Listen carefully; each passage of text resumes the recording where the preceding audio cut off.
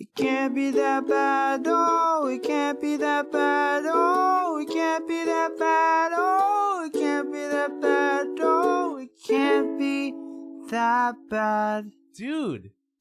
Wow. Welcome back to the podcast. Woo! Greg Reasoner. For the new listeners out there, because the show has changed drastically in like the past year and a half, Greg Reasoner is an old friend of mine. He's the reason why I got so deep into comedy improv. Oldest friends, not like that you've known, but like like an old man. Yeah. Like no. you helped me across the street. Not at all. Old friend. Don't even say that. Like I was just saying before I hit record, you have not really aged at all. Stop. And I've known you for damn near like 12, 13 years or something like that. I think we met in like 2012. Yeah, man. I think. Yeah. We have known each other for about the length of time that an 8th grader has been alive. Can you think about that? That's crazy. All right, that's crazy. That's crazy. Do you know those people that just they don't know how to respond to something, so they just always say, "That's crazy." I have to say that sometimes constantly with people where I'm like, damn. That's crazy. That's wild. And then you have to change it up every now and then because no way. Whoa, 100%. Wait, for real? Mm-hmm. Damn, man. How? What?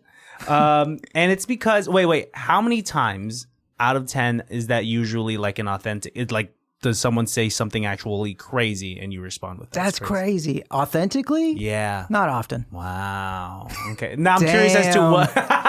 Damn, that's crazy. Crazy. That's crazy. Dude, I've missed you so much. I missed you too, bud. Wow. Like a lot of people, like if you're an avid listener of the show now, like go back into the catalog and see some episodes with good old Greg Reasoner. We have some of the best improv scenes. A lot of people like the improv scene at the end of the show. Yeah. And I'm curious now. I mean, they just skip the whole thing and go right to the improv scene at the end? That's crazy. That's crazy. That's legit crazy. Our 365 Mafia, I think, was the best scene. I'll put the clip up right I here. want to say like around the year 2000, throwing a number at something was cool. Oh, for like a Blink 182, Sum 41, Eiffel true. 65. 311. 365 Mafia. 36 Mafia. Yeah. Sure. 365 Mafia. We're Mafia all year round. We're the calendar Mafia. Are you ever tired of a Mafia that's not there for you on President's Day? Come down to 365 Mafia. Mafia. We're here for you every day. But not February 29th. Dude, yeah. It's a lot of my comedy or funny bone I owe to you because like you were able to kind of take this passion that I developed in high school, doing high school comedy improv, and I was just kind of this lost sheep, and I was like, how am I gonna do improv outside of high school? And luckily at DVC, our old stomping grounds, we had this old team, Dragon Viper Cobra. That's just because I wanted to do improv and nobody was doing it. So I was like, I guess I got to organize this thing. Which is kind of a cool thing. Like, how often do you think there are people out there that are just like, man, I want to do something, and they just don't do it, when you could just kind of get up and do it yourself? Yeah. Despite like teachers shutting us down constantly. Yeah. Like we were like, okay, you guys need a student, you need a teacher, faculty advisor. And so we talked to like a dozen teachers and they're like, yeah, no, totally. Okay, can we meet up and talk about details? Yeah. Come by my office. Oh, you know what? Today's not a great day. Oh, you know what? Something came up, and we're getting blown off by teachers constantly. Dude. That's a weird clip if you use that one. And then, and just, like, all right, well, like, hey, can we sign out this space? Oh, like this is for, like theater students only or for science students only and stuff like that. I'm like, well, okay. Dude, we were the bad boys of DVC. We were. Because we had to like sneak into classrooms. So many B&Es. Yeah. So just really, is this classroom open? And then we would have to constantly look outside to see if there was some janitor. Just like looking around. Hey, you're not supposed to be playing pretend in this classroom. Yeah. When there's people like loitering, there's actual like I wouldn't say bad people at TVC, but like Near dwellers. yes, you know, there's people like smoking weed near the duck pond, and we're just playing pretend. Yeah. Just a bunch of 20-year-olds. We're not harming anything. We're not drawing dicks on the whiteboard in Sharpie. Not in Sharpie. We're using Not in Expo Sharpie. like good Samaritans. Yes. Do you miss it? Do you miss improv? Oh man, so much. I miss it the most when I think about it, and I'm like, Mm-hmm. oh man, that was so much fun. Like, what are your favorite moments that you miss? Because like it makes me like emotional. Like I was telling you downstairs that we got to meet up weekly just to hang out. Yeah. And play pretend. And we would try to crack each other up Yeah. because we were the audience for ourselves more than anything else. Mm-hmm. You know, so it was just like, okay, well, I know this is going to land with at least 3 individuals, you know, who are watching me right now. You know, before they go up. So And there's something about it's sure, it's great to be the funny guy at the office and whatnot. yeah. But there's something so skillful about making other comedians laugh, you know? When like you have kind of this we have like a different sense of humor, or like we've seen a lot of funny. Yeah. I mean, I use this analogy all the time. It's like doing magic in front of a wizard and not a muggle and impressing the wizard, right? Yeah, That's how doing I tricks felt. and stuff like you got a real wizard who can do real magic and stuff, and you are like, I'm gonna do some sleight of hand. And I'll make you Dumbledore go, how'd you do that? Dude, yeah. If Harry, or I never finished the series, but has Harry ever made Dumbledore go like, whoa, that's great. I mean, I That's saw crazy. the movies. Yeah, so I don't know. Dude, but like, shout out to you. Thank you for, helping me out on this creative journey, because it wouldn't be me. I wouldn't be the man that I am today without you. Oh, you know, I don't think I would be the man that I am today without you either. Stop it. Yeah, no. So one of my, you know what? You asked me like one of my favorite things that I miss was going out on stage and something happening where I'm like, oh man, you've got me. You totally caught me. Like you like I did trust fall and you had me. Dude, there's so many moments like A that. metaphorical trust fall. Yeah. You know, we did do trust falls on stage sometimes, but Because I think what people don't understand about improv, or they do and respect about it, is that we go up there with nothing. nothing. We go up there with a random suggestion from the audience, and we create something like magic that is there only for that moment.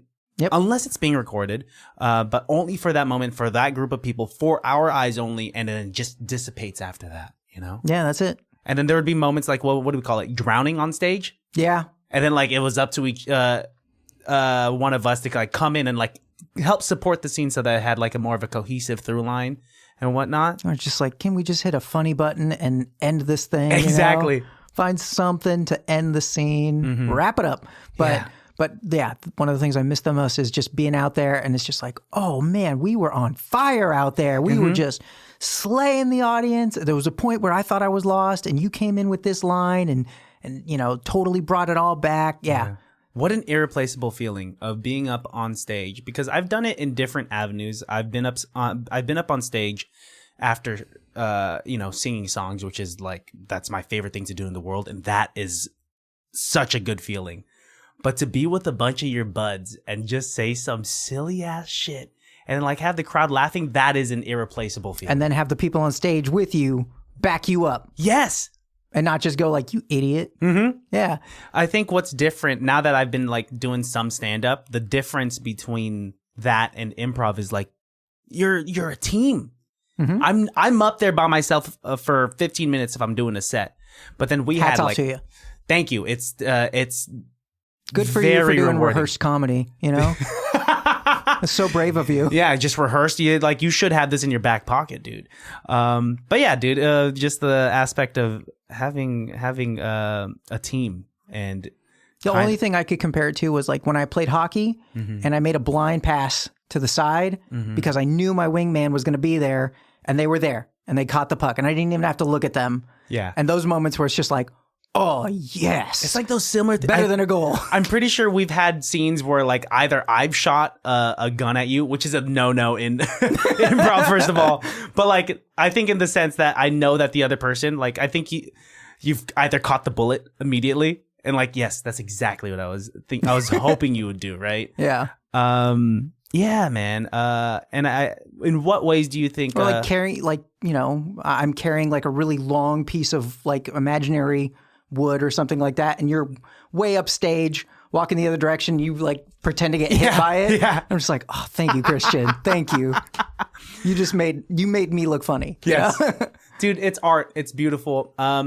It's kind of why I like being human, because a bunch of animals out there aren't doing improv. There's no way that. Hey, you other dolphins. Do you know these super funny?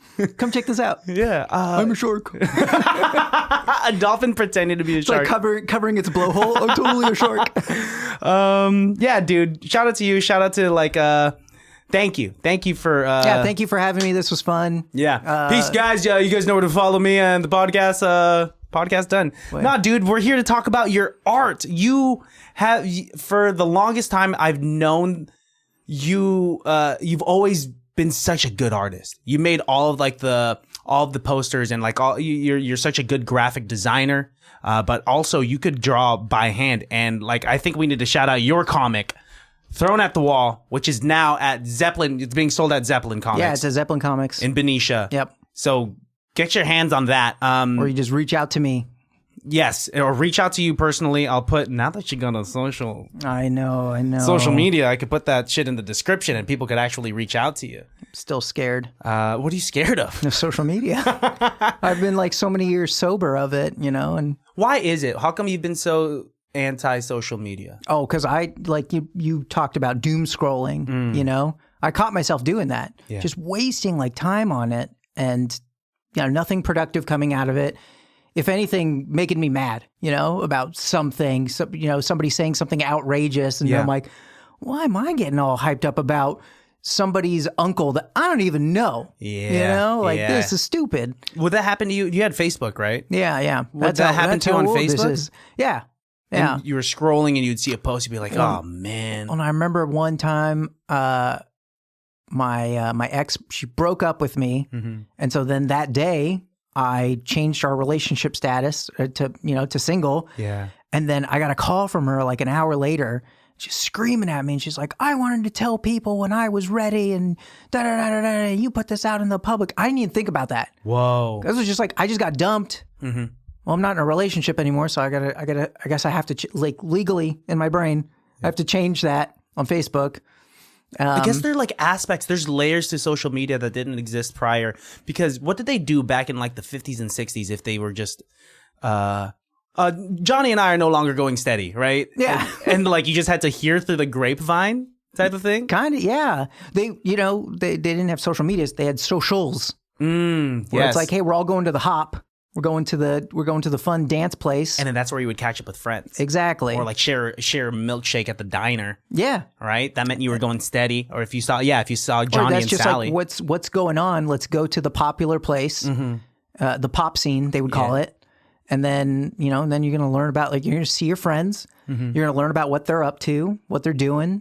That was your social media. The game has changed. I mean, I know I've been in a relationship for 11 years now, so like I'm not even familiar with how the apps work, right? Yeah. But back then you had to meet a girl at the Hop, and then if you guys hit it off, or in the hallway at school, Exactly, right? And then you would have to be like, hey, do you want to go out on like Wednesday? And you had to bank on them, like not flaking on you, because you would find out like when you walked up to her door. Well, I think dating was way more casual back then. It was because it wasn't like, oh, if you went on a date with somebody, now it's like, oh, you went on a date, like, oh, how was that? Back then it was like, oh, Saturday night, gonna go to the dance. Yeah. Hey, Marcia, you want to go to the dance? Yeah, like, okay. Yeah, and it was just, and then the next week going to another dance, it's like, oh, hey, Sindel, you want to go to the dance? I love these names. Sindel is crazy. Sindel's a crazy name pool. Sindel was a crazy bitch, man. Let me tell you about that. Dude, she was crazy. She did some crazy shit, man. My hands got broken.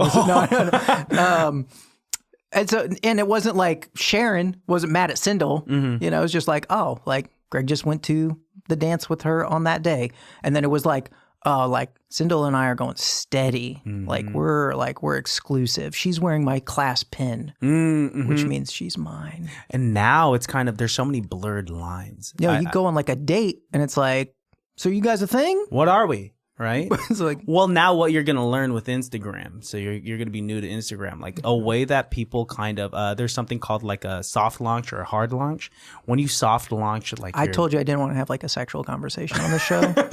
makes you very uncomfortable. Yeah. Okay, then like a half chub launch. No, like a soft launch from what I know from my single friends is like, let's say like a girl is starting to see a guy. And she doesn't want to fully put out there that she is exclusive to this guy, but there's someone in the ether that she is interested in. Then she'll post the selfie and like a man's hand with a cocktail next to her will be in that selfie and be like, oh, that's a soft launch of this guy. He's kinda in the photo.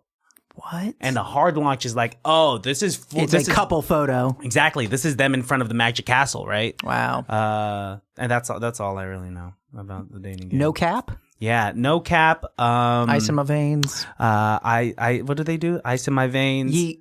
Yeet. I used to think that yeet was do you remember in high school, like people do that like projectile spit? Oh, like gleek? Or whatever? Gleek. Yeah. I used to get yeet and gleek mixed up. But apparently yeet means to throw something. Yep. Like, yeet that over here. Unless you're watching WWE, then it means to drop your hands. To yeet? Yeah. Oh, there's a whole song, right? Jey Uso. Jey Uso, who's from the Bay Area. Yep, from San Francisco. Supposedly he had started that off with Yee, but people had misconstrued it as Yeet, and then he just kind of stuck as Yeet. Yeah. Wow. Now he's like one of the most popular wrestlers of all time. And they're all related to The Rock, right? Am I It's a tripping? whole family tree. You could literally look it up. There's a big family tree. You know what I just found out? That The Rock is a douchebag. Calling you out, Dwayne. Fucking douche. Douche. I didn't like All Jumanji cameras. 2. Why did you take this Robin Williams classic and change it? No, Yokozuna. Yeah. Yeah, he's part of the family. Not Japanese. No. Believe it or not. I played. There was a guy named Hakeem, the African Dream. Crazy, man. Not black. I can't imagine joining the WWE and they're being like, Christian, you are easily Filipino from a mile away. But in the World Wrestling Federation, In the early 90s. you're gonna be I don't know, white. Like that would be crazy. I'm like, all right, I guess so. I just got back from the beach and boy, am I tan. Yeah. Oh my gosh. Have you thought about what your wrestling persona would be? You were doing it for a When minute, I was right? doing it, I was thinking about the name Scott Winchester. Mm-hmm. And I was thinking about like different kinds of gimmicks and stuff. And I thought of like, okay, well, if I'm going to be like a heel bad guy, I was thinking about taking like a sports go at it and being like super into like my stats. And it's like, you may have gotten the 1, 2, 3 on me, but I pinned you 5 times in the match and I got a 2 count every single time. So when you think about it, that's 10. I got 10 on your 3. So who's the real loser? You would say this every like post interview? Yeah. Or like, when I'm doing my promos and stuff, talking to my opponent, like, you spent so much time outside of the ring. I was the one who was on the mat the whole time. You're hardly participating in this thing. And have like a coach as like my, like my valet who come to the ring with me and stuff and like a suit and slick back hair and, magazine rolled up like, come on, we got to get this, Dude, can you imagine having like defense. I think one of the main reasons I would ever want to be like a professional wrestler is just the excitement of having my own action figure. Oh yeah. Yeah, man. I grew up so heavy on action figures. I think that was one thing I always really wanted about myself. And I mean, it's so cool. Like you were doing that for a minute. What was that in Concord that you were doing it? Pacheco, yeah. Pacheco. So a lot of people out there don't know that you could what's the process of even getting into local wrestling? I mean, I knew some people who were working there and went to a show and stuff and talked to the guys after the show and they were like, yeah, you want to do this? Like, you want to get hit? I'm like, yeah. And they're like, all right. And then I met up with the owner of the company at one of their like practice days. Signed a, I will not sue you guys if I break my arm doing this thing, and paid my my deposit, for like my tuition there. It's like a school. Interesting. And then, they'd practice like 4 days a week. And you're fully ready for this? Like your pain tolerance is high?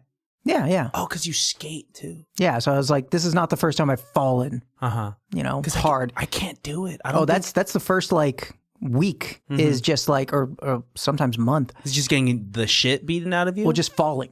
Just teaching you how to fall properly. Oh, okay. Without like breaking your arm. Because, you fall backwards and a lot of people have the tendency to like reach back behind them. Yeah. I mean, that's just instinct, right? I want to catch my fall. But I was like, because of skateboarding, there's so many times where I've just like fallen back and like just taken it on the back. And I just try to think like, oh, keep the chin tucked, so I don't whip my head back. What did you want to be when you were a kid? Power Ranger. Which one? Well, originally the Black Ranger. Oh, but then I had friends on the playground who said I can't be the Black Ranger. Why? Racism. Yeah. As a victim, let me tell you. Can I be the Brown Ranger? And so I settled for the Green Ranger. Who's not bad. If you have to replace Tommy, who eventually becomes, is it Tommy? Yeah, Tommy the Green Ranger. Tommy, who eventually becomes the White Ranger, which I didn't know you could do that in the Power Ranger realm. He also became the Red Ranger. No. Later on? During Turbo. Power Rangers Turbo. Why are they just switching? This is confusing for children. He retired, and then he came back as the Black Ranger. He was 4 different colors. Yeah. You can't have them all. Oh, man. I loved it. Power Rangers Dino Thunder. It was like 3 individuals and stuff, and their history teacher was this stuffy old guy named Tommy. Yeah. Dr. Oliver, Tommy Oliver and stuff, and they became Power Rangers, and then one day he shows up and he's like, you guys have no idea what you're getting into. And then he morphed and it was he played himself as the teacher in that? He played his character, his old character. Okay. Yeah, and he was like their history teacher. It was just like, by the way, I've been a Power Ranger. What a time, dude. What a time. Wait, so you wanted... Okay, after you realized that it was not... after you realized it was not feasible for you to become a Power Ranger, like, what did you want to become? Well, I mean, it was around that time in like the early 90s that my uncle got me into comics. Okay. And so I did want to draw. Smooth transition. I know, right? Smooth transition.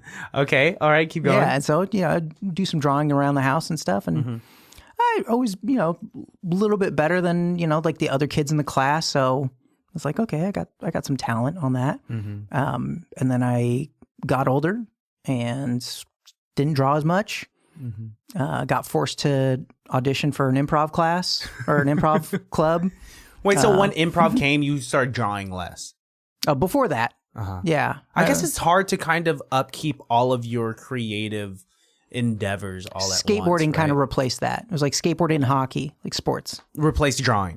Yeah. Okay. Yeah. But so you were drawing back in like what, middle school, high school type thing? A little bit. Not as much. Were you doing it in class? Because I was doing that a bunch. Oh, yeah.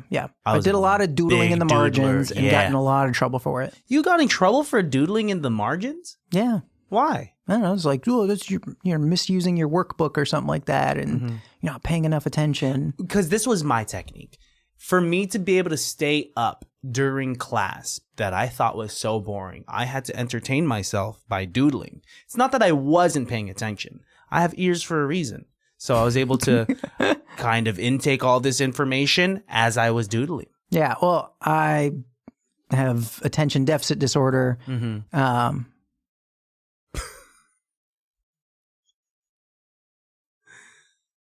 Yeah. So if I doodled, I would not be paying attention. Oh, so your attention just went solely into one thing. I was just like, I feel like drawing it. Like I'm at a desk, got a pencil, got paper. Kind of feel like drawing an X-Wing. Star Wars. That's all you're thinking. And no math. No, like not paying attention, history class or whatever. And then the bell rings and you're like, wow, that was a great drawing sesh. Guys, check it out. I drew the trench run. Hey, but how do you do proofs, Greg? Yeah. Wait, so... I proved that I did it. I mean, yeah. Eventually, and then you found out that you were the best in class. Were you just showing other kids? No. That's the thing is, I think it was like in high school when I'd go to do like art class and stuff, there'd always be like, like 6 kids who were better than me. Yeah. I'd be better than the average. I was in the upper side of the talents, but there'd always be people who'd like do it way faster, way cleaner, way better anatomy, way better everything. Did you feel a type of way? Oh, yeah. I mean, like when I was in elementary school, it was like I was the best kid at drawing in my class, like in every single class. It's crazy that we thought about it in that way. I'm special. In elementary school, I was the best. I kicked a kickball the highest. Oh, yeah. But I couldn't kick it the furthest. I could only kick it vertically. You were up. Mr. Pop Fly. That guy, that's it. So it wasn't good. Mr. Pop So Fly. No, dude, I was only able to kick it high, which is not really useful in back and forth kickball. Yeah. It was just like, That's whoa, how you get out, you know? that's a flashy move. Yeah. That's it. But yeah, we were just, I like how kids were always thinking like, oh, I'm the best this, I'm the best that. Yep. And then eventually, okay, let's get back into like comics. So you said it was your uncle that showed you? Yeah. It was like in the early 90s during the big boom of comics. Yeah, what was out at that time? Well, so if you don't mind. Go ahead, please. It was like so late 80s Batman comes out, the Tim Burton Batman movie. Yeah. You know, and it was like, whoa, superhero movies are a big deal. And it was a big change because prior to that, it was like a lot of Adam West, right? Kind of just like boom, pop, pow, right? Oh, okay. So if you want to go that far back. Please. Yeah. So you had the original Batman that came up in Detective Comics. I think it was Detective Comics 27. Some nerd can, correct me. Well, actually. Yeah. And it was sort of like a dark, take on like you had this detective who dressed up like a bat and fought crime, and it was dark and Batman used a gun and stuff like that. He used a gun at one point? And that's when he was kind of like the Batman, watch out for the Batman. Okay. Then as that became more popular, like they started licensing him out and to, advertise to a broader demographic, they started making him more kid friendly. And so changing his, the black to blue and light gray and, give him a kid sidekick so that the kids, who are consuming this can be like, I'm there with him. How old was Robin? Robin was like, that time? Like a teenager, okay. Back then. Can't imagine the legalities of like, hey, oh yeah, once you get out of class. Anytime they try to justify like teenage Robin, like nowadays, it's always like, I don't know about that. I mean, it made sense when he was part of the Teen Titans because they're all teenagers doing it together. Yeah. But like a grown billionaire being like, you, after trigonometry. Nice backflip, kid. Yeah, let's go. Fight crime? Ask your parents if you could come out with Wear me these afterwards. little green underwear. Dude, it is crazy. But your gloves are long. Yeah. Anyway, keep going. Well, so that was Batman, like from, I don't know, like the 60s through the 70s and then into the 80s. And the Batman title was declining, like in sales. And Frank Miller, who you might be aware of. Sin City. Daredevil, like he's the one who brought Elektra into the story and killed Elektra, Spoiler alert. Oh, I didn't know that. Did you see the Elektra? Not the with Elektra, Jennifer Garner? Yeah, with Jennifer Garner. She like dies she at the end of Daredevil. it? No, so I stopped watching. I didn't watch the OG Elektra because everyone said it was horrible. I never started Daredevil that came out on Netflix. That is now on Disney Plus. Oh, I was talking about the Ben Affleck. That one? I didn't watch either of those. Oh, it's not that bad. Not that bad? It can't be that bad. If you ever want to do an episode. Hey, man. I really like these bad movies, Yeah. There's something to them. Well, so Frank Miller, he was working for DC and he wanted to do, he asked, like, can I do Batman? And they're like, yeah, sure. And he's like, I'm just letting you know, like, I'm bringing Batman back to his roots. Like, I want him to be like dark and gritty. And so he wrote a book called The Dark Knight Returns. And it was sort of like Batman's been out of commission for like 10 years. So he's older. And he made him more grizzled, beefed him up a bit more. And it was like, Gotham City was like going to shit. And so Bruce Wayne comes out of retirement, puts the cowl back on and goes and like takes out like the leader of like this gang and stuff and starts to get into like political hot water because there's, politicians who were relying on like the arms deals and stuff. And the whole thing made it really like dark and complicated, sort of what we look at superheroes now as. Made him more of like an anti-hero. I like that. So was he one of the first superheroes to really change the perception of superheroes rather than like, was there another dark, gritty superhero before Batman? I'm sure there has been, But he was the most popular first like one. You go back to like the early like pulps and stuff. You had the Shadow, it's like in like in a trench coat and a mask and a hat, and he's like shooting bad guys in the back and stuff because they they hit their wife. Wait. When crazy, dude. Whoa, back in the day they were making stories like that? Yeah. For kids to consume? I mean, I guess it's a good lesson. Well, they weren't doing it for kids. It was just like this new graphic novels. Comics are a new thing, like check out this Superman character. When Batman had a gun back in the day, was he killing people? I don't know. Honestly, I didn't read any of those. I just know that he had a gun. That's an insane origin. Yeah. Now it's like Batman does not use guns. Yeah, that's what we know him for, is that he'll break arms and legs, but his main thing is that he does not kill. Yeah. Well, sorry, go ahead. Oh no, I'm going to go on a whole long thing. So continue. Well, so Frank Miller makes Batman dark again, and that's when Tim Burton wants to do a Batman movie and is going to make it dark. When a lot of people are like, but Adam West, that's Batman. He's not dark. He doesn't wear black. But in the comics, Dark Knight was doing really well, and so it just kind of changed the perception of Batman. That's what we think of Batman now, is dark and gritty. It's very... Do you think the dark, gritty Batman is... Why do you think it's popular? Everybody loves anti-heroes. Why do you think we love anti-heroes? Are they more we all relatable? We all like to relate. I don't think it's so much relatable. I think we all like to rebel against the system. Nobody likes to be told what to do. Yeah. I'm a grown up. I did my time as a kid. I served as a kid, where you have to do everything that the grown ups tell you to do. I'm a grown up now. I don't want to do everything I'm told. I should be the boss. And so it's going against the grain. Yeah. And so, because now what's really popping off right now? Venom. Venom had 3 movies. And now we're not even seeing him. I don't even see him as an anti-hero. The only part that makes him anything villainous, and from these movies, I haven't seen the third one, is the fact that Venom eats people. So there is death. So he does it. He does a dark thing. Yeah. That's it. Or like Deadpool. Deadpool's huge. Huge anti-hero. Kills hundreds of people. And he makes you laugh while he's doing it.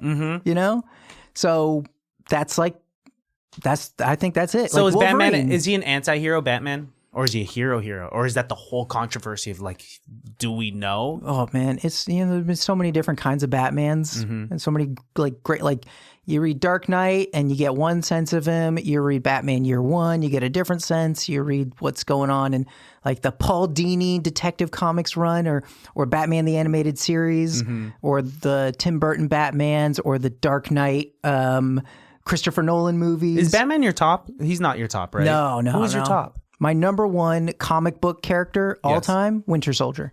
Okay, you're gonna hate me. I've never seen Winter Soldier. That's okay. The movie. That's okay. Okay, so I was really building up a lot for it. No. I understand you're ignorant, and that's I understand that you're lesser than me. That's not your choice. You don't choose to be ignorant. You just are. You just are. You're just a fucking dumb cuck. Yeah. Yeah. You. That's your disability. Mine is attention. What were we talking about? So Winter Soldier, who I don't know much about. I just know that he's homies with Cap. Yeah. And that they were homies in the military. He dies unbeknownst. What's the word? He is perceived to be dead. Perceived to be dead, and what fucking Russian doctors get him and then replace his arm. So now he's Yep. And they revive his body because he fell into freezing waters, and so that preserved him. Is Winter Soldier the best MCU movie out there? Oh, the Captain America 2 Winter Soldier? Yes.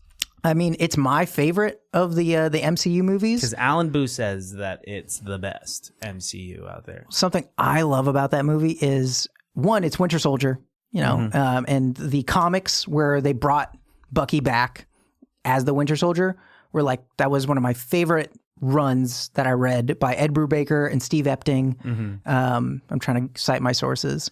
Really good at it. And that's when I got back into collecting and that series was going on. I'm like, oh, this is so cool. It's not just superhero Captain America. It's like a dark spy movie. There's intrigue and stuff. A different genre, or it bended the genre. A genre within superheroes. Exactly. Cool. Yeah. The other thing I loved about that movie was it's a remake of 3 Days of the Condor, starring Robert Redford back in the 70s. The whole thing is, what do you mean it's a remake? How could it be a remake if it's a superhero movie? So there was a book that came out in I want to say in the late 60s or early 70s called 6 Days of the Condor. Okay. And it's like about a guy who works in the intelligence community where he's part of this division where they read books that are printed in other countries and they look for like codes that other governments are using through these books to spread messages to their various agents across the planet. And he and his team, I guess, come across something that they weren't supposed to, and they're unaware of it. And he goes out to like get sandwiches for everybody. And when he comes back, everybody in the office has been killed. That's legitimately crazy. And then like he starts getting chased, and it's like his own government is chasing him down, and he doesn't know why. And his code name is Condor. And so it's like 6 days him being on the run from his own government for something he didn't know. Like he doesn't know what he did. And so they take this premise. And they take that and they make it a movie with Robert Redford in like 1975. I highly recommend it. Okay. It's very good. And they then took that sort of movie, that premise and everything, and applied that to Captain America #2, Winter Soldier. But just change the names of everything. And they even had Robert Redford in Winter Soldier. Wow. Yeah, as like Cap's boss. You know why I like hanging out with you is because you have all these small, fine details that I feel are underappreciated in a lot of aspects. Because I'm typically that guy that is watching a movie with Melissa, and I'll be like, do you know who that actor is?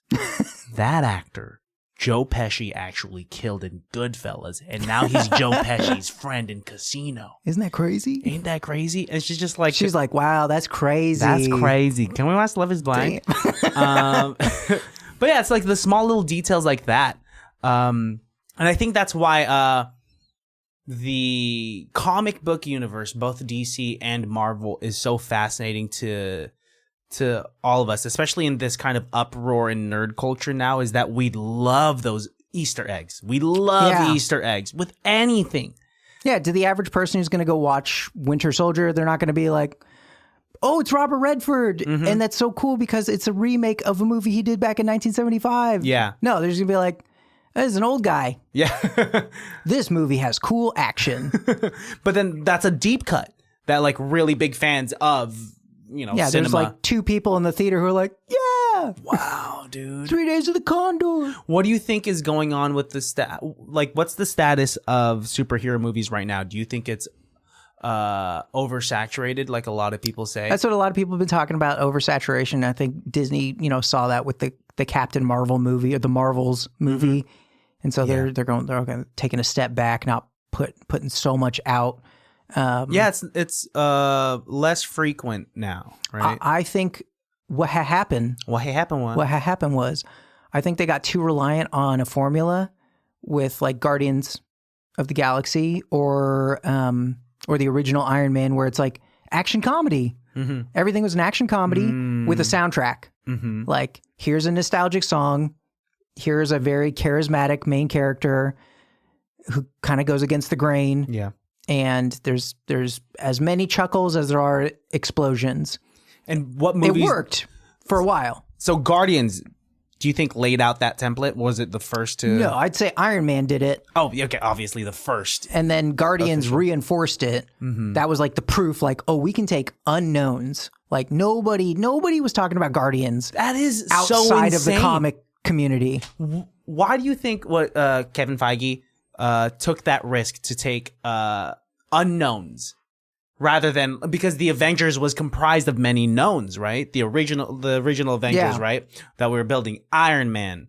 Oh my God. Why am I blanking out? Help. The Hulk. The Hulk. Thor. Captain America.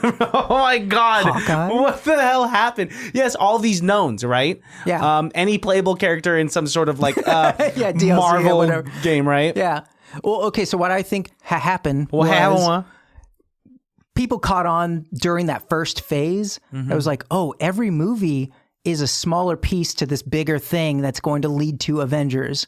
Like, everybody knew Avengers was coming. Yeah. And then it did. And it was like, oh, watching all those movies, which I enjoyed, paid off. And so now, like, I can enjoy this bigger movie. It is cool. You're working for this. Yeah. And then after that, It was like, oh, the next Marvel movie, whatever it is, I'm gonna see it. That's what the culture became. We were reeled in. And so it's like, I think Kevin Feige, he's a big fan of the Bronze Age of comics. That's sort of like after Gwen Stacy died in Spider-Man in like early 70s, I want to say, through the early 80s, kind of like 70s comics was Bronze Age in general. Again, nerds are going to be like, well, actually, it was when Green Lantern and Green Arrow teamed up. Shut the fuck up. Yeah, and they fought drug lords.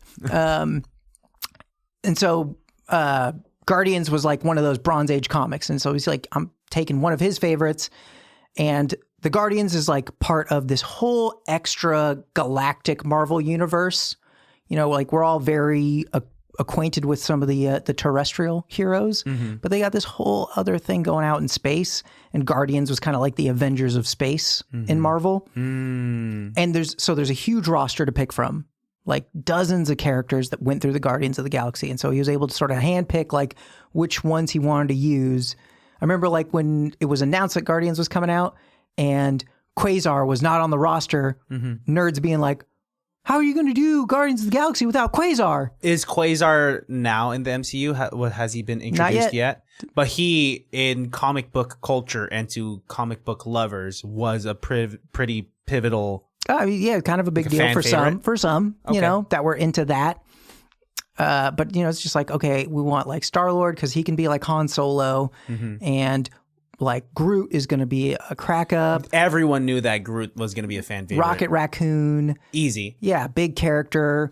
We need a girl in there, Gamora. Okay, you know, she's going to be like the. Was she actually the love interest to Star-Lord in the comics, or did they? I'm gonna be honest, I didn't read a lot of Guardians of the Galaxy. Oh, okay, yeah, you're gonna piss off a lot of nerds. Sorry, Valentino. Yeah, who's that? He's one of the writers for Guardians of the Galaxy. Oh, sorry, dude. Yeah.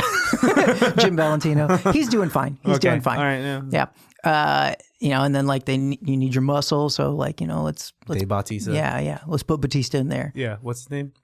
Drax the Destroyer. Drax the Destroyer. What a cool name. Which like in the comics, he was like a robot. And then now he's just like a fully humanoid guy. I don't know. I mean, this is the power of from page to screen, right? Manipulating some things here and there. I don't know if you knew this about me. Maybe I've told you in the past, but like I've always been a fan of the characters that seem to have no love whatsoever. Like, have I told you before who my favorite X-Men character is? No, but please do. Toad. Yeah? I love Toad with a passion. Not Toad when he looked like a circus character and had that, But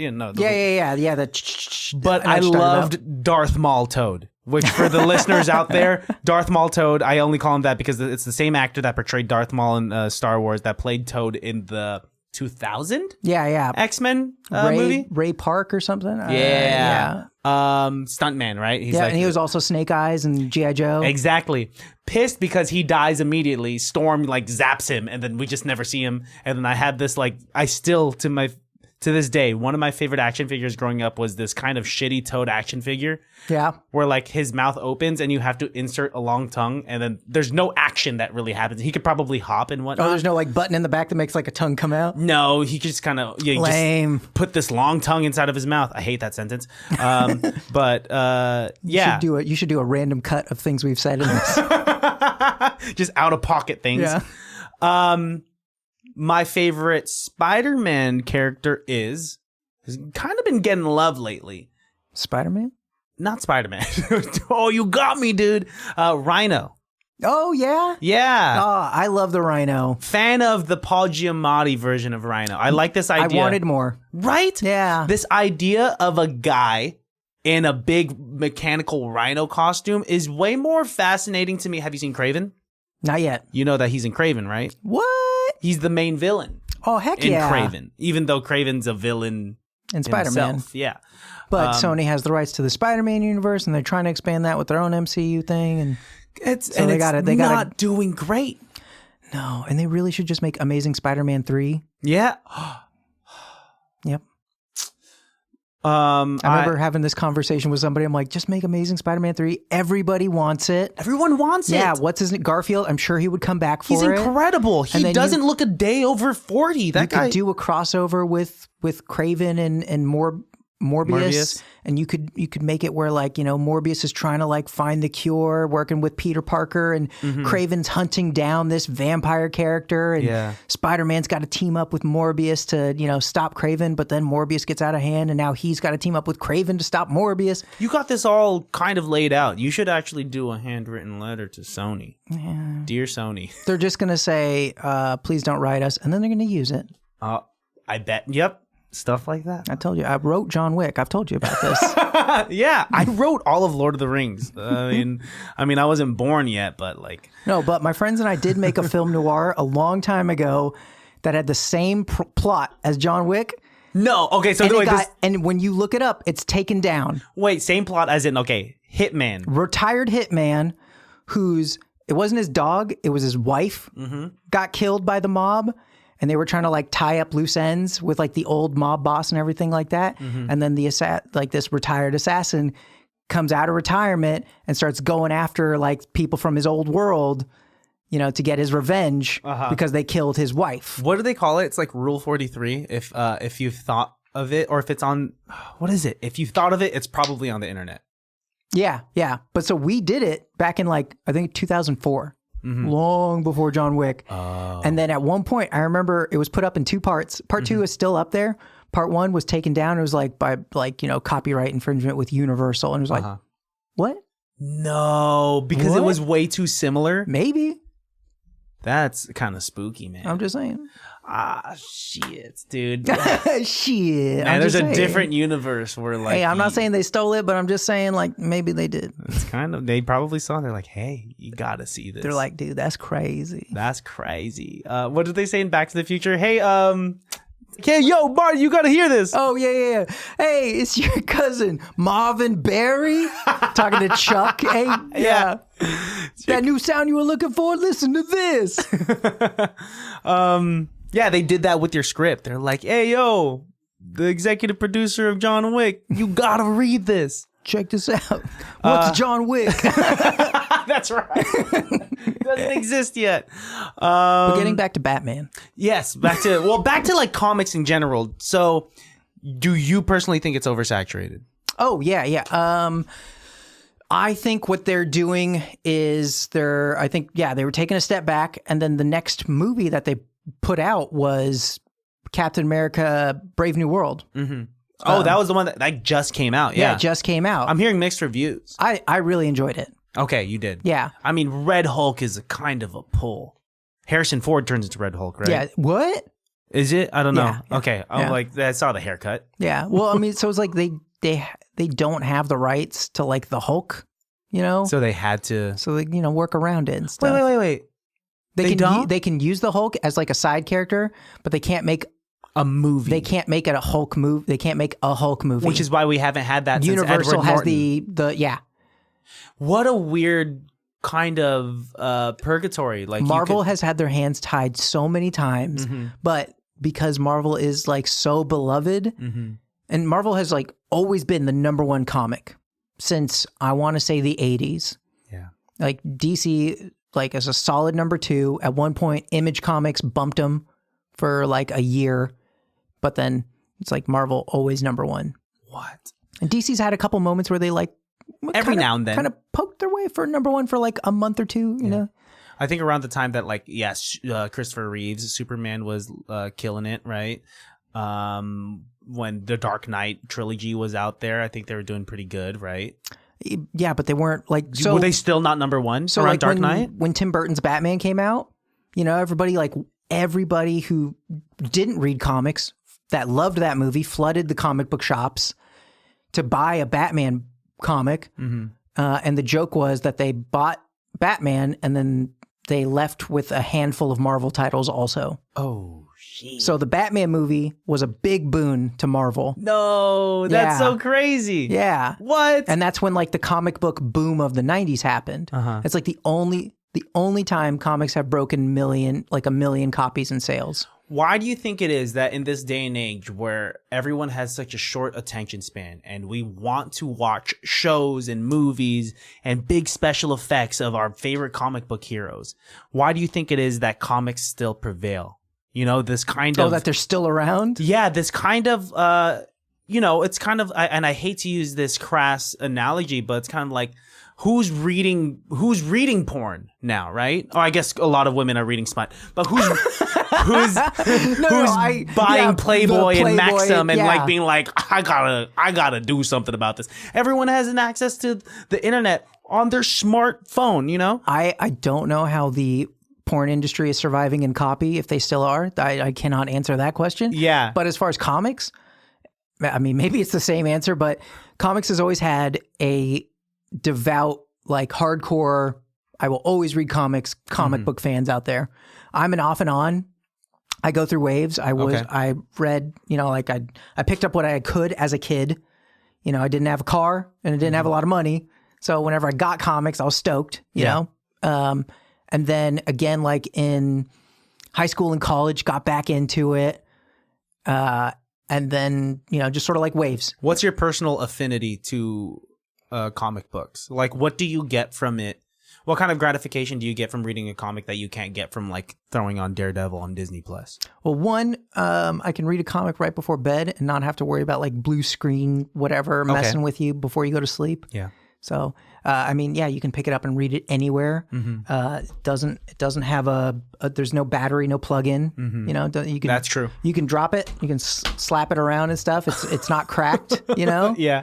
So it's got that benefit. And it fits so easily into your backpack. So you're really like 2-in-1 selling this thing. Bright pink cover. Look at this. What are your earliest memories with comics? You said your uncle had like introduced you into the world of comics. So when the Batman boom with the comics thing came out, they released a comic book adaptation of that movie. And they did it with like 4 different colored covers. This is like the first time they've ever done like a variant cover. And so it was like blue, orange, green, purple, whatever. I don't know. And for whatever reason, they didn't do it on purpose, but for whatever reason, people started buying multiple copies of that book because they wanted to collect all the different colors. And so then it created this collector's market. Well, you don't know the reason as to why they had printed different colors. It was just what they ran out of certain ink. Yeah, I don't know. And it wasn't even like ink. It was just like they used like orange, like parchment paper, like construction paper. Interesting. Yeah. And so all of a sudden, like collectability became a thing. Not just like, get Superman Action Comics #1. Yeah. It was like, get all the different colors, collect them all, catch them all. Yeah. So it's similar to with the trading card game right now. Misprints. Boom. Yeah. It's common for accidents to raise the price of a certain item, right? Like what's an example? Are there still copies of? Is it Teen Wolf? Do you know where I'm about to go with this? The movie? I think Teen Wolf the movie. There, when it first came out, there was like a guy in the back in the gymnasium who had his dick out. What? And I obviously. When they caught that, they had modified it and edited it out. I wonder if there are copies out there. There has to be copies. I bet there are. Still in existence that have the original penis. Like anybody who's got like the VHS copy, it's like, that's the dick copy. Yeah, that's the dick cut. And then now the dick cut has a way more value than, the non-dick cut. The moil, if you will. What did you call me? That's the guy who cuts the foreskin off the penis. Oh, in Jewish culture. Yes. They call him a moil? I thought it was the moil does it, yeah. I don't want to Never buy ignorant. your deli meat from a moil. Oh, I would... So anyways, okay. So like that created this new thing where like companies caught onto it. Marvel caught onto it. DC caught onto it. And they were doing like different variations of covers and stuff. And I think at that same time, somebody sold Action Comics #1, which is Superman's first appearance, for like $1 million or something. And so people started going like, oh my gosh, like you can make money selling comics. So you got all these people buying comics that never bought comics before. My uncle, he knew that I was like into Spider-Man and superheroes and stuff, but I'd never read comics. And one of my birthdays, he got me a couple like comics and he's like, hey, these are collector's items. hang on to them. They might be worth something someday. And they're still in the packaging and whatnot? Oh, no. I was a kid. Yeah, I was reading them and stuff. They're folded and creased and shit like that. I still have them, They're treasures of mine. I got bags and boards for them later. Okay. Yeah. But I still pull them out and read them, you know. Is there a particular smell to a comic book? Because yeah. you're talking to. I've never got into Oh, I comics. love the musty old smell of a comic. It's like it's like similar to picking up because I know there's a smell to books from the library. I can Yes. think of like the Scholastic Fair. You remember that? Yeah, And then just like getting you the walk Hardy into Boys. the portable room and Yeah. yeah. Oh, it smells like book. I'm gonna Yeah. get rainbow fish. Yeah. Okay. So there's a particular smell. There's a particular feel, and I think that's part of the nostalgia. Do you think?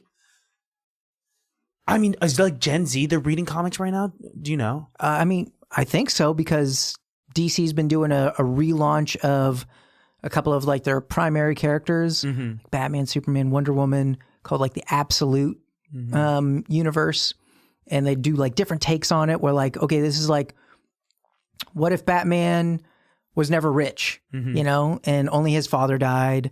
What if Wonder Woman was like sent to hell as a baby and grew up in hell? See, I love that about comics is that there's so much room for hypotheticals. Yeah. Like if you, because I guess it makes sense. It's cheaper to publish all these different comics in different universes of the MCU and blah blah blah blah. I'm sorry, not MCU, of the Marvel universe. You know, like what if so and so died? What if this happened instead? I love that. They own the property. They can do whatever they want, and they're going to keep doing the regular book too on the side. And it takes way more budget to create an entire movie of like, what if this took place in a world where Superman was dead, right? Yeah. Did they do that yet? They did that, right? They killed Superman in Batman Superman, I think, He died. just before Justice League. Okay. Yeah. Superman. Oh wait, just before, like just but Superman In the was movies, not in the comics. They killed him in the mid-90s in the comics. okay. Okay. See, okay, but anyway, to go back, Sorry. I do love hypotheticals, and that comics can do that because now I'm just hearing about this whole. There's this whole uptick in Doom. Dr. Doom has this new arc that just came out where. One World Under Doom. Yes. Yeah, I haven't And read that it. seems fascinating to me. It does seem cool though, because Doom has always wanted to take over the world, and it sounds like they're playing with him actually taking over the world. But he's going to be an anti-hero in this, in the sense that like he's well, not that's because they want to sell comics, Yeah. and anti-heroes sell And comics. he comes back. Yeah. That is so crazy. Do you have a favorite anti-hero? Off the top of my head, Spawn. Ooh, I mean, I'm not going to say deep cut, but that's like unexpected. Yeah, it's been. I like Spawn. I didn't read any of the comics, of course, but I did watch the John Leguizamo movie. Oh yeah, yeah. I watched that recently again. Still holds up in a cult classic way. Like Todd McFarlane, the creator of Spawn, he said it was a solid B Okay. for like what his expectations was. He said the animated series was a home run, grand slam, got everything he wanted out of it and more. But the live adaptation movie was just like a solid B. Was it because we didn't have, was it the script, or is it because we didn't have the technology yet to create such a visually appealing type of movie? Going back and watching it, the special effects are what they are for the time. But at the time, it was like, whoa, look at his cape. This is crazy. It's so cool. I think it was a combination of a couple different things. Like, so I've been reading Spawn and in making my own comic, I've been going back and looking at some of my favorite artists to get inspiration and, reading Spawn. I'm like, oh, the story is really cool, very interesting. And Todd McFarlane has admitted, like, I was making it up as I was going, And the movie is like trying to condense a lot of those comics down to, an hour and a half, 2 hours. It's the typical thing that ruins stuff. And there was, there's a lot of open-end stuff as the comic continues. And the movie had to make like definite choices of like, no, this character is, doing this, that, and the other. As opposed to like when the comic, it could be a little more vague to make you want to buy the next book. Oh, I see. So is it a little more definite here? Yeah, and I think it was also just the general audience reception. It's like it wasn't beloved. People were stoked that Spawn got a movie. And that's it. That's it. Are they ever bringing it back? There's talks.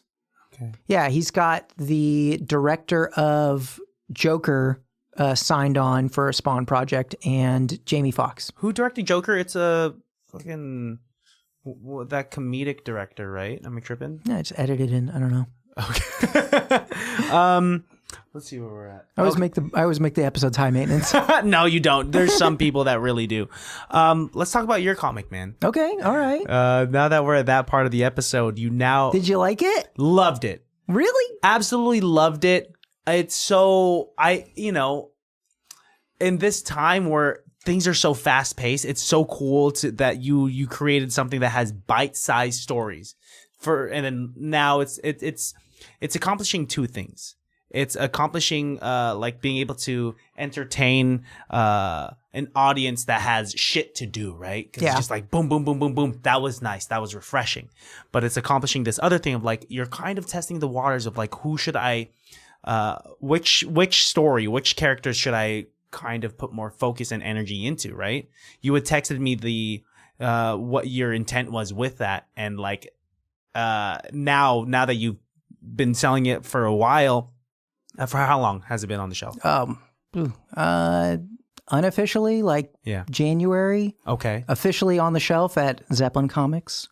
Okay. It's been, I think, a month. Okay. Nice. Yeah. And now you've received enough reception to like know who the favorites are in this. Yeah, and Max Grumbles is the head and shoulders above the rest favorite. Well, let's talk about like how this the conception of because you not just you are a man of many talents. You have not only curated led an improv team that I've had the opportunity to be a part of and do many shows with, but you are also making tabletop RPGs for a period of time that I've got to like demo with you, and still going on dates with girls. And you are still, just I'm just saying being the guy. That's hard to do both of those at the same time. It's hard to yeah. It's kind of like, hey, I got a tabletop RPG. No, I tell you what, girls are way more accepting of nerds nowadays. So easily, if this was around the time that Varsity Blues was out, 1998, stuffed in a locker. Yeah, man. So improv, tabletop RPGs, and comics. So, like, talk about the conception of this. Yeah, so it's called Thrown at the Wall because I'm literally throwing concepts at the wall, seeing what sticks with people.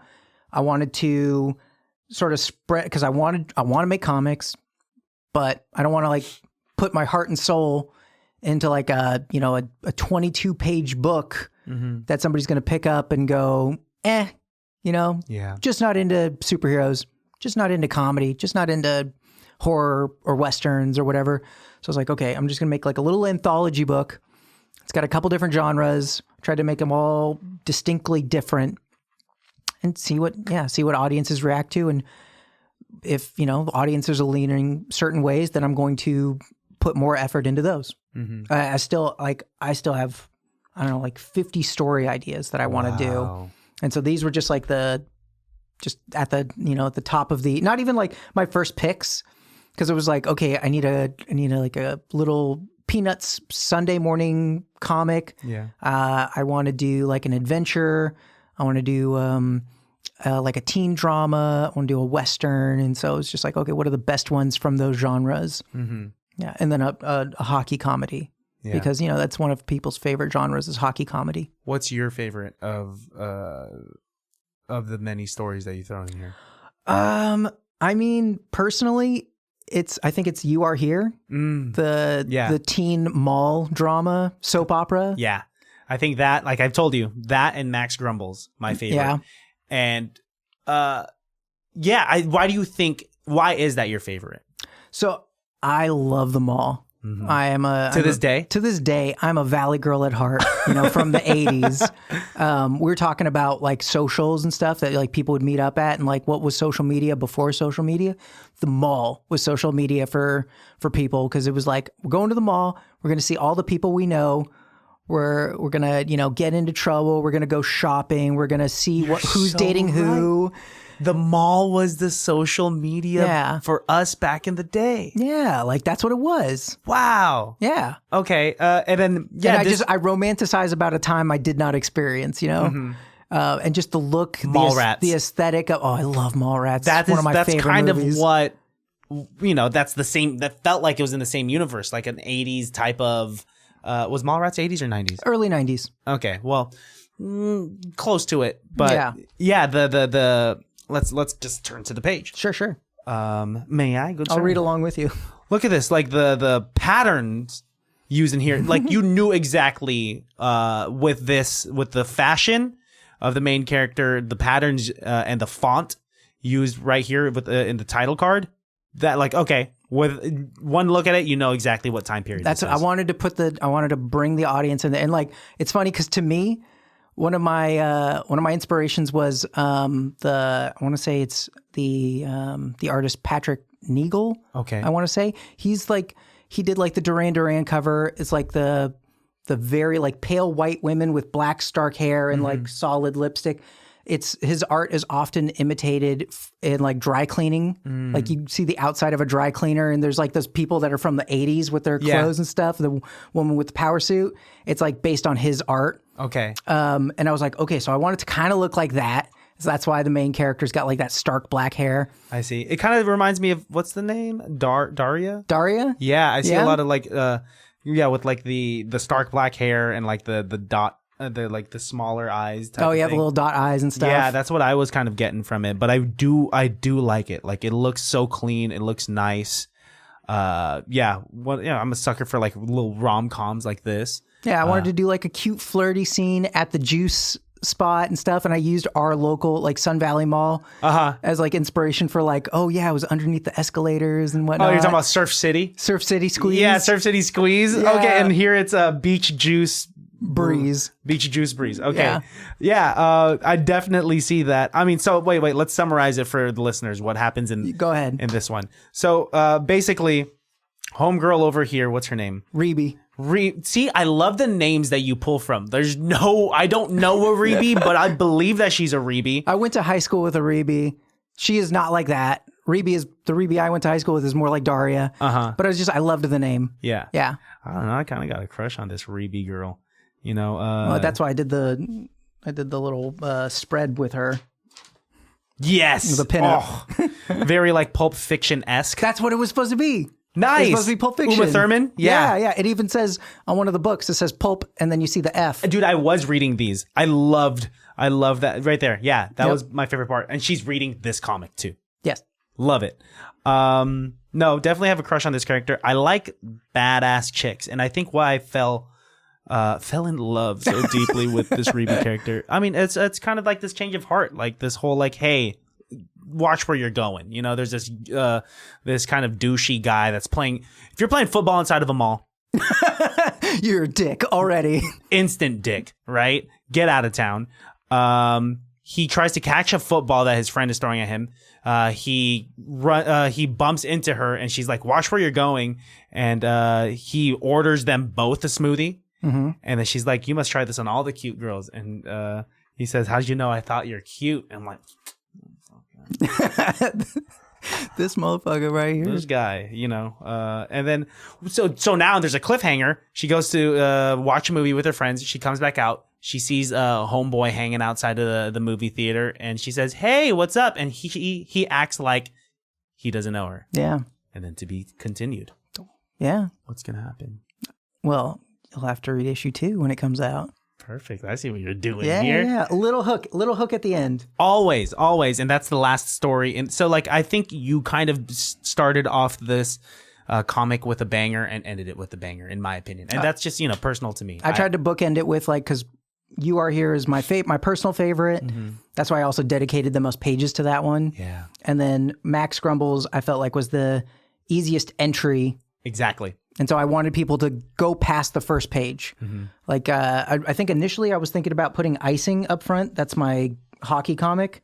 But there's so dialogue heavy. Yeah. That I was just like, nah, people are going to pick that up, see all the words and go like, ugh, reading. Gotta put this away. You have to really get them in with the hook. And it was just like Max Grumbles, which is like, describe it for the listeners out there. Like what you could he's a little equate it to. Little guy with a beard and glasses and very Peanuts-esque is what you were kind of I was going for right? kind of like Charles Schultz looking.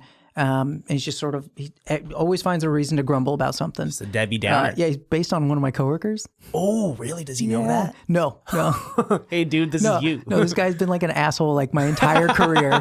And so I was like, I'm gonna make money off of you. So nice. Yeah. Does it look like him at least a little bit? Yeah, I'll show you a picture later. Oh, really? Yeah. Is his name Max? No. Oh.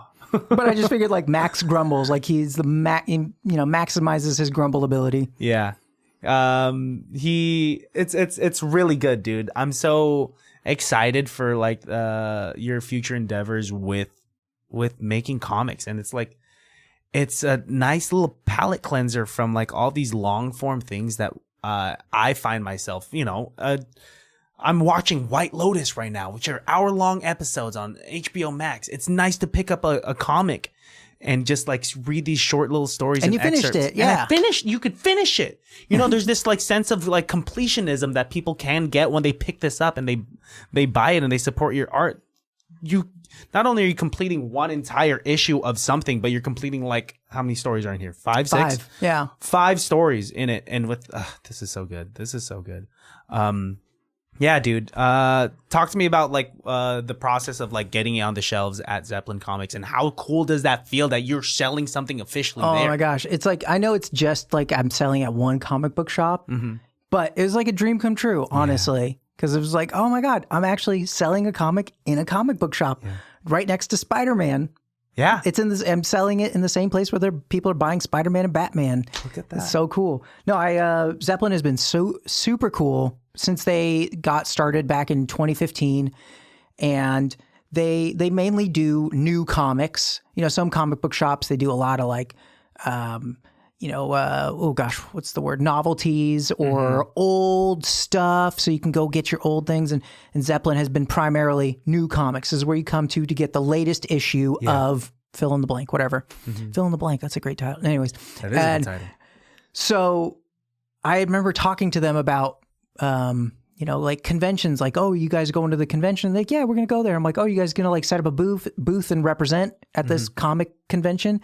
And they're like, well, we thought about it, but we really don't have anything to offer because we just sell new comics, whereas like other shops will set up and they'll sell their older comics or novelty items and whatnot, autographed things. And I was thinking like, oh man, it'd be cool if like you guys sold like local zines and stuff. And they said like, oh yeah, we'd love to do something like that. And so I was like, oh, you know what? I've always wanted to make a comic. And my girlfriend's nephew showed me like his 9 years old, and he was making comics just to like stuff that he was into as a 9-year-old. As like a 9-year-old, just stapled together, and I'm like, man, like this kid is making comics. Like, come on, Greg, you could set your mind to it, And so I was like, all right, I'm gonna make a comic. And so I started making my little Twin Sons ones. I think you got one of them. Yep. Incredible. Yeah. And then it was just like, okay, this is the next step up. It's like half page folded.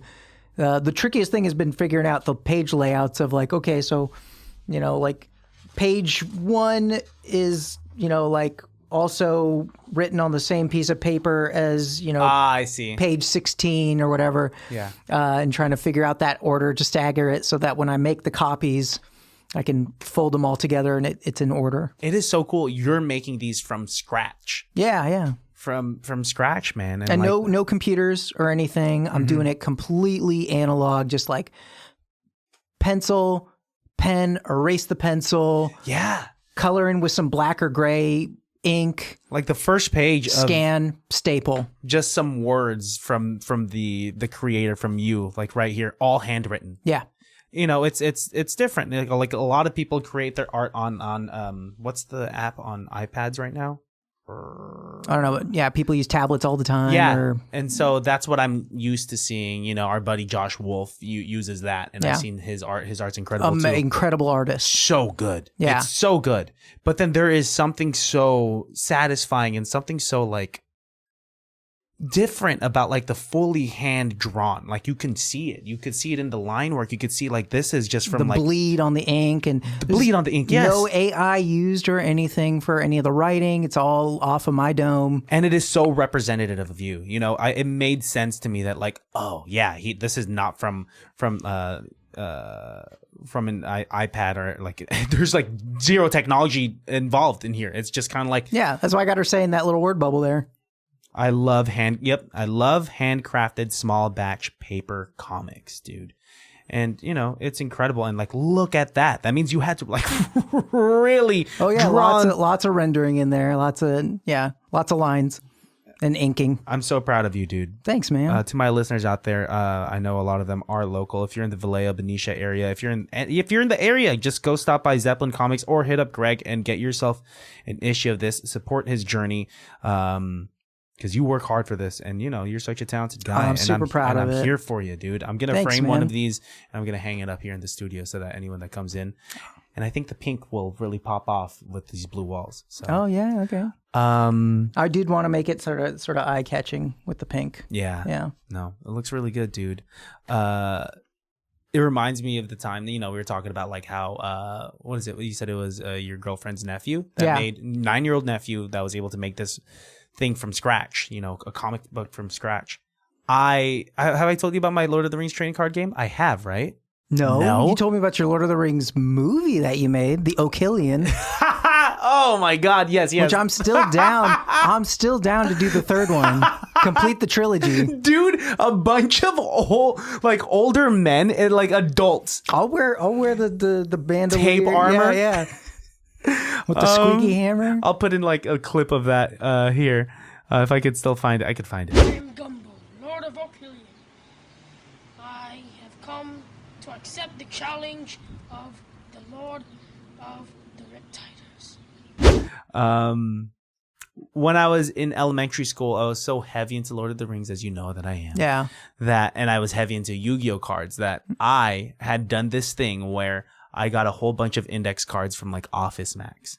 And the index, each index card on the back of it, I created, I drew Lord of the Rings trading card. You drew the same logo over and over and over and over and over again with the same shade of crayon, and I tried to make it as identical as possible so that you don't know what card you're gonna pull. Yeah. And each card was it had the same exact rules. I mean, there's some copyright issues, I'm sure. Same exact rules as Yu-Gi-Oh, where there's trap cards, magic cards, and the star system of you have to. I forget how it works, but I made almost every single character from Lord of the Rings, including a lot of the characters from the books. So, people that you don't see, Tom Bombadil. Yeah, I was going to say Tom Bombadil. That's the pull. Yeah, Tom Bombadil was in it. And not only did I do that, but I was such a nerd about it that I created. So, when I would. Oh, gosh, I'm trying to remember Frodo's other friend. That didn't make it to the movies? That didn't make it to the movie. Fatty Chubber or something like that. I don't remember. It had a terrible name. So he was just a fat hobbit? Kind of. A Fatty Chubber? Yeah, it was something. I swear it's something like that. Again. How does a hobbit parent predict that their kid's going to be fat and so they give them a fat name, But yeah, anyway. Tolkien, canceled. We were such nerds about it that we would play Lord of the Rings on the playground, which meant that we just chased each other with imaginary weapons, as kids do. And we all had our own fictitious characters because we were tired of fighting over being Aragorn or tired of fighting. I want to be Sam. I want to be Legolas. No, but I'm already, So we created our own characters that we were. I was some sort of dwarf that had some dwarven name, every other character. And I would draw those characters and make them have their own stats too. Oh, they folded into the game too? Oh my gosh. So not only were you did you get to play it with anybody? Yeah, my friend group. That's awesome. Yeah, and I would give them the cards, and then I had this, and I would get these big pieces of construction paper that I would fold in the shapes of the cards, so that and then I would trace the rectangles onto this big construction paper, so they had placements, and I would write this is where you would place your magic card. So it was a whole thing, dude. That's it was so cool. A crazy creative project that I still have to this day somewhere in my mom's house. That I'm incredibly proud of. It's kind of crazy. Yeah. You should be. That's so cool. Yeah. I could never sell it. I mean, but it's kind of just cool that what I'm trying to say is that you could make, when you love something so much, you could make something from nothing. You just have to kind of set your mind to it. Yeah, whether you sell it or not. It's so gratifying just to I did it, I made it. Mm-hmm. And here it is. And look at what you did, dude. It's so incredibly proud of you. Gotta make a Max Grumbles t-shirt. Yeah, dude. Some merch up next. You know how we end these episodes. Oh, that's right. Now it's time to say goodbye to all our company. MIC. See you real soon. What are you singing? What is that? The Mickey Mouse Club.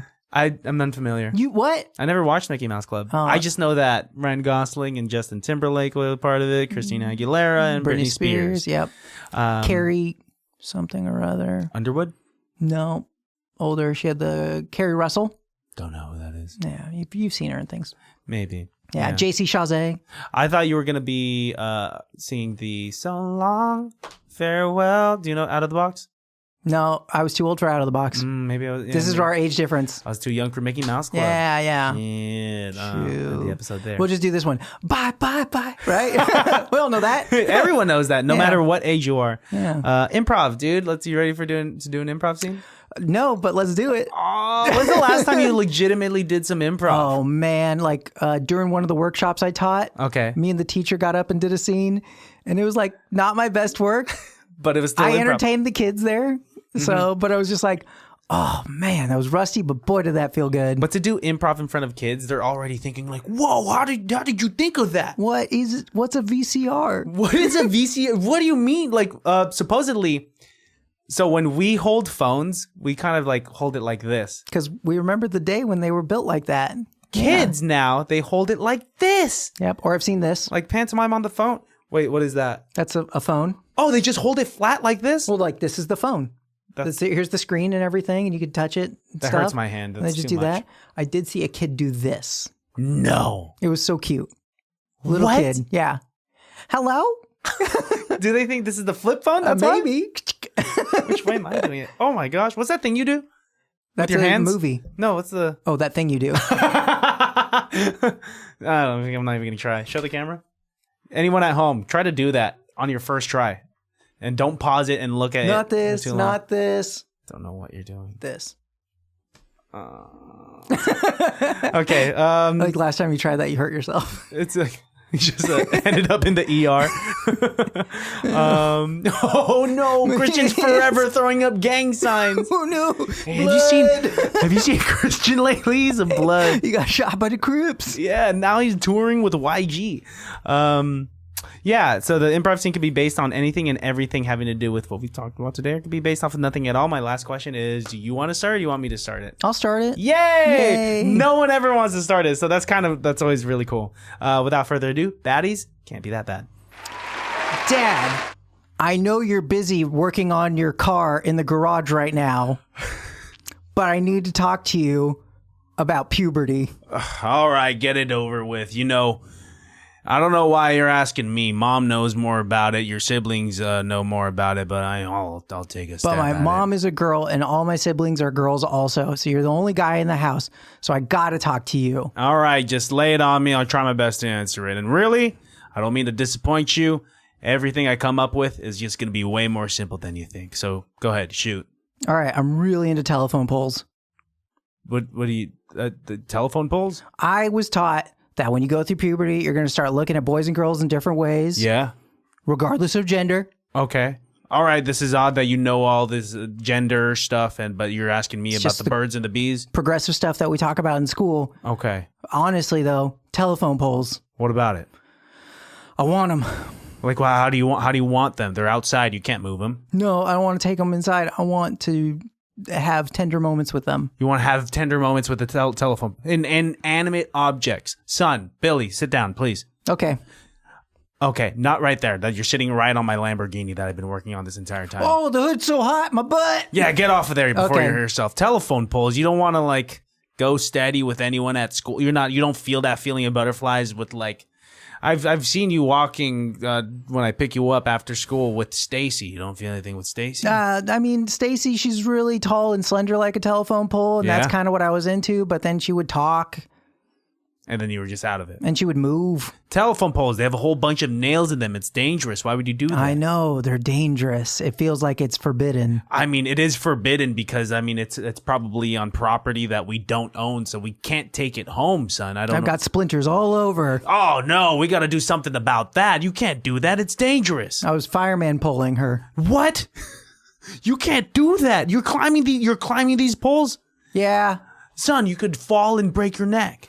Well, I can't make it all the way to the rung part, so I'm not going that high. Okay, that's good, I Yeah, guess. Just the first 10 feet. Cut to the living room where Billy and his dad are going through a slideshow of different inanimate objects to really, because Billy's dad is supportive of Billy's newfound romance in weird different objects. Swipe. Do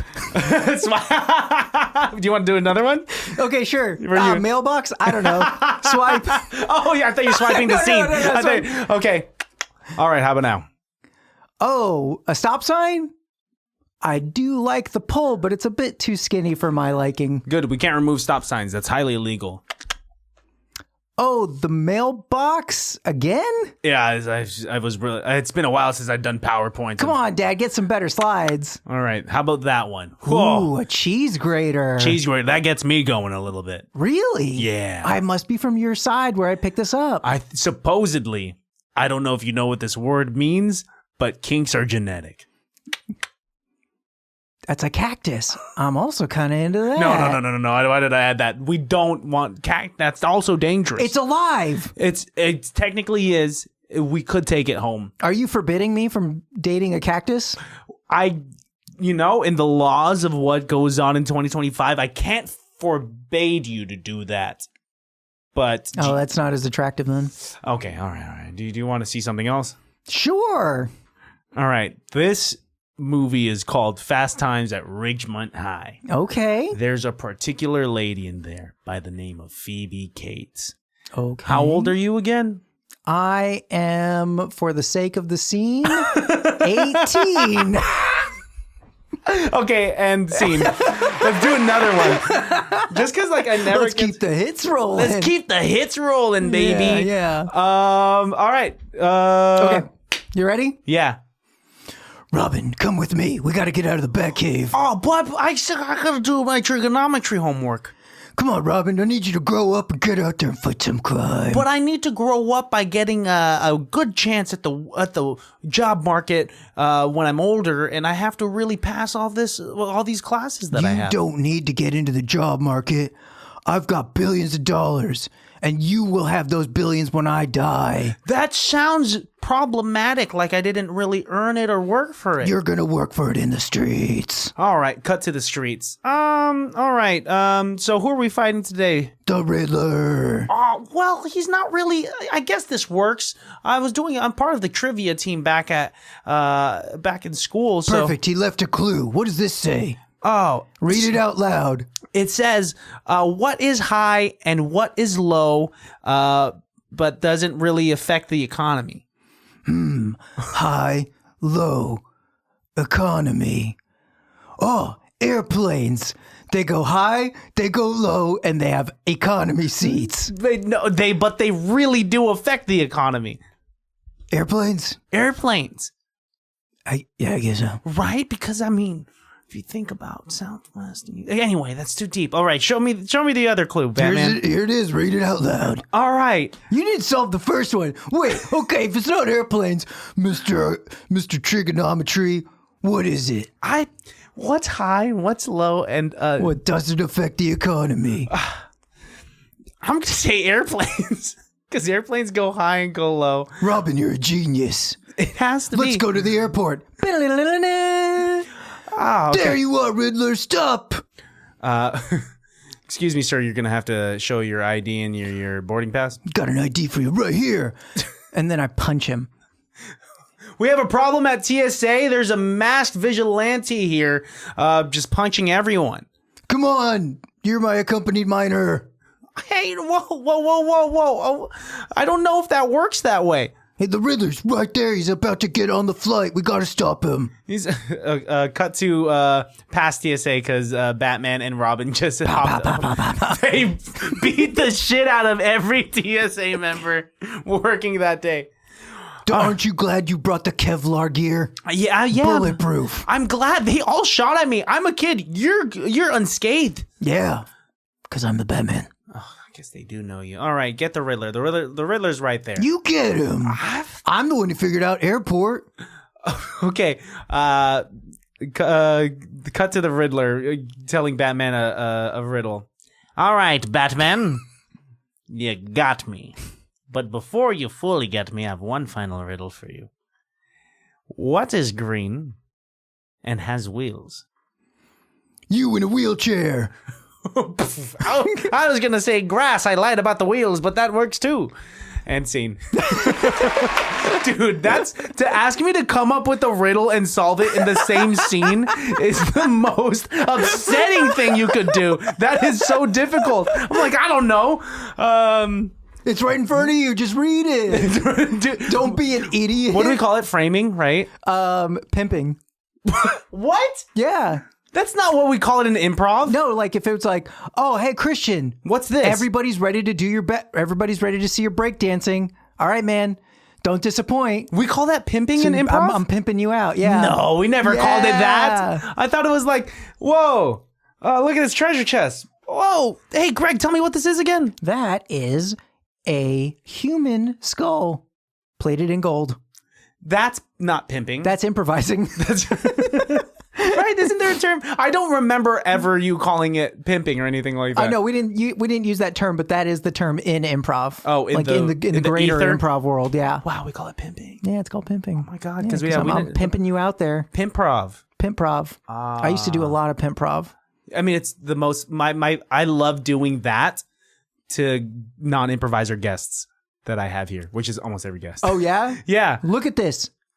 Look, say what it is. I'll be like, I'll be like, okay, cut to the concert where so and so is performing their new song, and I make them kind of perform. It's kind of it's the cruelest thing I can do to a non-improviser. It's like for improv, I'm trying to get a rise out of you, or the rest of the team on the line. Yeah. Like, oh, he's making Christian dance. Dance for me, monkey. Yeah, exactly. It's true. It's fun, dude. Especially when we all do it to each other. You know. Yeah. But it's it's only bullying if it's one-sided, and that's what I've been doing to all these non-improvisers. Just bullying taste them. your own medicine, then. Yeah. I'll put you in that wheelchair. Yeah, you're gonna riddle me that. go do a windmill. How you gonna get up them stairs? Yeah, that was difficult, Greg. Thank you. Anyway, thank you for coming through, man. Yeah, This was nice. It Thank was you for refreshing. coming through. Yeah, in terms of what? Like in terms of this, I just- showed up and you unlocked the door. That's all I had to do. It's truly. I mean, I guess I did all these other things, but Yeah. yeah, dude, I appreciate you. You carried me up here. That was so nice. Yeah, Like I felt like a little baby. in your what arms. people don't know about you is that you're paraplegic. So Yeah, Melissa's been back here moving me around the whole time. paraplegic, not quadriplegic. Well, anyways, Christian, it was really nice seeing See you later, dude. Yeah, thank you. Yeah, once again, listeners out there, buy Thrown at the Wall. Here, I'll let you do your spiel. Like, Yeah, check it out. Thrown at the Wall. It's a very small handmade comic with multiple stories in there and more to come. Issue 2's got new stories added to it. Stuff that I want to do. I'm doing some superhero stuff in the next one also. It's at Zeppelin Comics. I think they're selling it for $2. Reach out to me on my new social medias. what is it? What is your new social media? Red Dart Print. Nice. Yeah, on Twitter and Instagram. Okay. And on Reddit. Yeah, and it's Red Dart Print. All lowercase. I mean, I guess you can't do uppercase on Oh, yeah. Instagram. Okay, sounds good. Perfect. Yeah. And then one last thing, as you look into the barrel of your camera, leave the listeners leave them with a phrase of saying a piece of advice that reminds them that it can't be that bad. Yeah, everybody drive safe and make good decisions. As always, that is so classically you at the end of a show, at the end of these podcasts that you say that. All right, dude, I love you. Thank you so much. I love you too, bud. Baddies, you guys know where to find me. You guys know where to find the podcast because you're already here. Peace, love you, and bye. Bye. Can't be that bad.